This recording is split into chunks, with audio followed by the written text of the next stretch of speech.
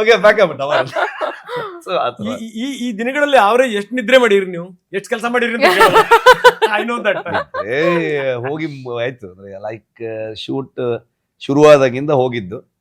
First ಶುರು ಮಾಡಿದ್ದೆ night sequence. So ಅಂದ್ರೆ ಮ್ಯಾಕ್ಸಿಮಮ್ ಅಂದ್ರೆ 4 hours 5 hours ಮಲಗಿರ್ಬೋದು, ಹೈಯೆಸ್ಟ್ ಡ್ಯೂರೇಷನ್ ಅಂತಂದ್ರೆ. ಈಗ ಮೂರುವರೆ ತಿಂಗಳಿಂದ ಅದು ಕೇಳಲೇಬೇಡಿ ನೀವು. ಎಷ್ಟು ಇದು 1 hour 2 hours ಸಿಂಗಲ್ ಇದು 3 ವರ್ಷದ ಕತೆ, 3 ವರ್ಷದ ಕತೆ.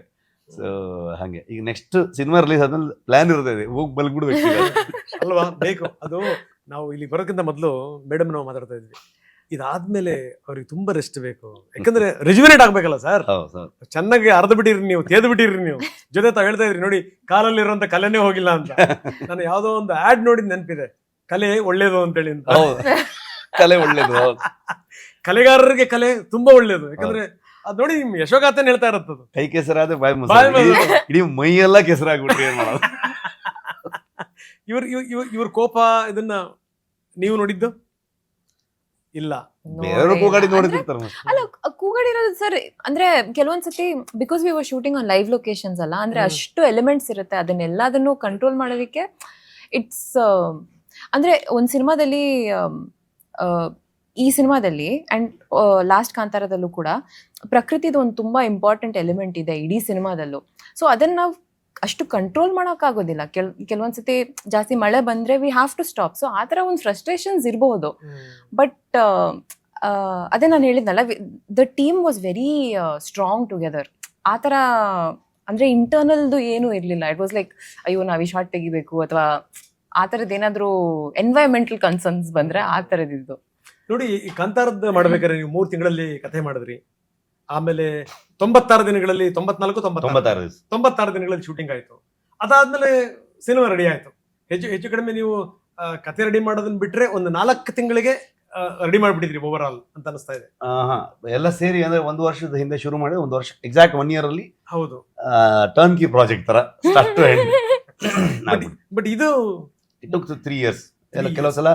ಕೆಲವು ಕತೆಗಳು ಅದು ಡಿಮಾಂಡ್ ಮಾಡ್ಬಿಡುತ್ತೆ, ಅದಕ್ಕೆ ರಿಸರ್ಚ್ ಬೇಕು, ಅಥವಾ ಅದಕ್ಕೆ ಬೇಕಾಗಿರುವಂಥ ವ್ಯವಸ್ಥೆಗಳಾಗಬೇಕು, ಪ್ಲಾನಿಂಗ್ ಆಗಬೇಕು, ಕಾಸ್ಟಿಂಗು, ಅದು ಕತೆಗೆ ಡಿಮಾಂಡ್ ಆಗಿರುವಂಥದ್ದು ಎಲ್ಲವನ್ನ ವ್ಯವಸ್ಥೆ ಮಾಡ್ಬೇಕಂತಂದಾಗ ಇಟ್ಸ್ ಟೈಮ್. ಅಂದರೆ ಅದು ಟೈಮ್ ತೊಗೊಳುತ್ತೆ. ಅದು ಯಾವತ್ತು ಯಾವ ಸಿನಿಮಾ ಹೆಂಗೆ ಏನು ತೊಗೊಳುತ್ತೆ ಹಂಗೆ ಹೋಗ್ತೀವಿ ಸೀದಾ.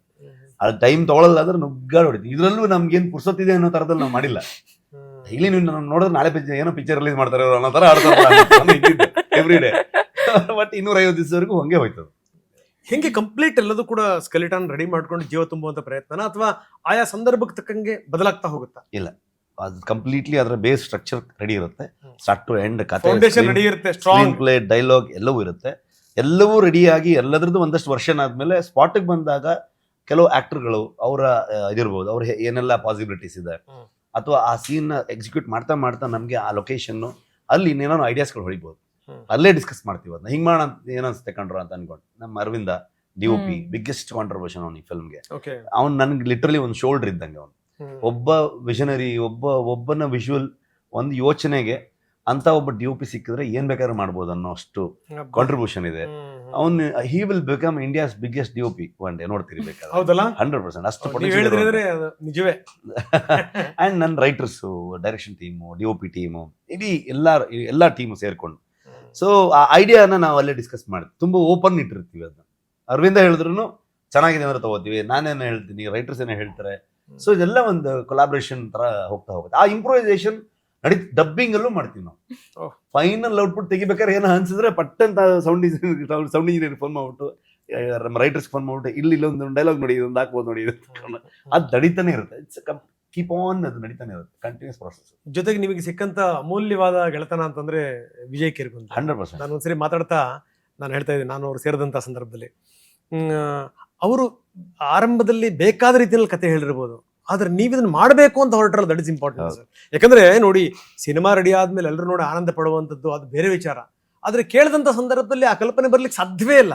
ಅದಕ್ಕೆ ನಾನು ಯಾವಾಗಲೂ ಹೇಳ್ತಾ ಇದ್ದೀನಿ, ತಾವು DOP ಬಗ್ಗೆ ಹೇಳ್ತಾ ಇದ್ರಿ, ತಾವು ಒಬ್ಬ ಮನುಷ್ಯನ ಯೋಗ್ಯತೆ ಅರ್ಥ ಆಗಬೇಕು ಅಂದ್ರೆ ಅರ್ಥ ಮಾಡ್ಕೊಳ್ಳುವಂತ ಯೋಗ್ಯತೆ ಆ ವ್ಯಕ್ತಿಗೆ ಇರಬೇಕು ಅಂತ.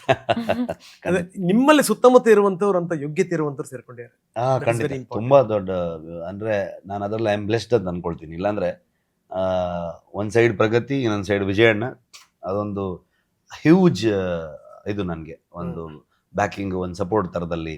ನಾನು ಶೂಟಿಂಗ್ ಹೊರಟ್ರೆ ಇವಳದು ಹರಕೆ ಶುರು ಆಗ್ತಿತ್ತು, ಇವಳು ಪ್ರೇಮ್ ಮಾಡಕ್ಕೆ ಶುರು ಮಾಡ್ತಿದ್ಲು. 5 ವರ್ಷ ಆಯಿತು, ಅವ್ರಿಗೆಲ್ಲ ಒಂದು ದಿವಸನೂ ಟೈಮ್ ಕೊಟ್ಟಿಲ್ಲ. ಮಕ್ಕಳು ಏನು ಮಾಡ್ತಾರೆ, ಏನು ಕತೆ, ಶೂಟಿಂಗ್ ಮುಗಿಸ್ಕೊಂಡು ಹೋದಾಗ ನೋಡೋದು, ಮಧ್ಯದಲ್ಲಿ ಬ್ರೇಕ್ ಇದ್ದಾಗ ನೋಡೋದು ಬಿಟ್ಟರೆ. ಸೊ ಆ ಥರದಲ್ಲಿ ಮಕ್ಕಳು ಸ್ಕೂಲಿಂಗಿಂದ ಹಿಡಿದು ಎಲ್ಲವನ್ನೂ ಅವಳು ನೋಡಿಕೊಂಡು, ಈ ಕಡೆಗೆ ನಂದೇನು ಕತೆ ಅಂತ ನೋಡಿಕೊಂಡು, ಸಿನಿಮಾ ಕಾಸ್ಟ್ಯೂಮು ಮಾಡಿಕೊಂಡು, ಅಷ್ಟು ಕಾಂಟ್ರಿಬ್ಯೂಷನ್ ಅವಳದು. ಐ ಥಿಂಕ್ ತುಂಬ ಕಷ್ಟದ ದಿನಗಳಿದ್ವು ಮಧ್ಯದಲ್ಲಿ, ಅದೆಲ್ಲವನ್ನ ಅವಳು ಸಪೋರ್ಟ್ ಮಾಡಿಕೊಂಡು ಪುಷ್ ಮಾಡ್ಕೊಂಡು ಬಂದ್ಲು.